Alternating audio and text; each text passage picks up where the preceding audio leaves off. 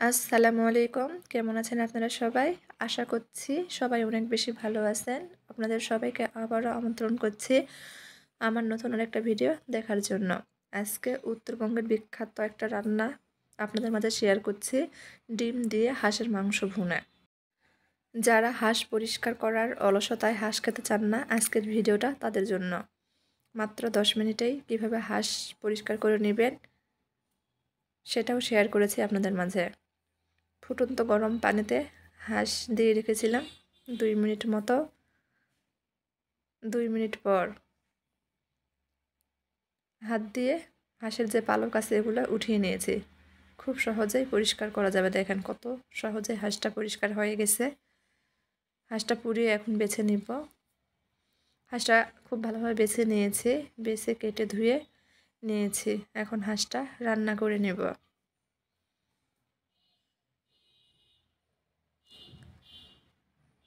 হাঁসটা মেখে রান্না করব, হাতে মেখে। চুলার উপর কড়া বসে দিয়েছি, চুলা অন করে দিয়ে হাঁসের মাংসটা দিয়ে দিব। 1.5 টেবিল চামচ আদা রসুন বাটা, 2টা দেশি পেঁয়াজ কুচি, স্বাদ মতো লবণ, 1 চামচ হলুদ, 2 টেবিল চামচ গুঁড়া মরিচ। মাংসটা একটু ঝাল ঝাল করে রান্না করব। 1/2 চামচ ভাজা জিরার গুঁড়া, 1/2 চামচ ধনিয়ার গুঁড়া, তেল। আর এখানে গরম মশলা ব্যবহার করেছি, কালো এলাচ, দারচিনি। হাঁসটা আমি খুব ভালোভাবে হাত দিয়ে মেখে নিয়েছি, মাখা হয়ে গেছে, সাইডে রেখে দিব। আর এই পাশে যেহেতু আমি ডিম দিয়ে হাঁসের মাংসটা ভুনা করব, সেই জন্য এখানে আগে থেকে 4টা ডিম সেদ্ধ করে খোসা ছাড়িয়ে নিয়েছিলাম। ডিমটা এখন ভেজে নেব। খুব বেশি কড়া করে ডিম ভাজবো না, হালকা ভেজেই ডিমটা উঠিয়ে নেব।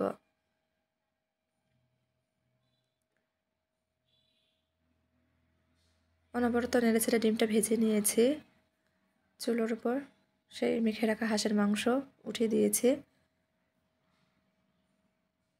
চুলা অন করে দিয়েছি, এই যে নেড়েচেড়ে দিচ্ছি। ঢাকনাতে ঢেকে রান্না করব। মাঝে মাঝে ঢাকনা খুলে নেড়েচেড়ে দিব। ঢাকনা দিয়ে রান্না করার কারণে মাংস থেকে অনেক পানি ছাড়বে। এই পানিতে হাঁসটা মোটামুটি কষানো হয়ে যাবে। হাঁসের ওজনটা ছিল প্রায় 1 কেজি মতো। আমি সেই অনুযায়ী এখানে মশলা ব্যবহার করেছি।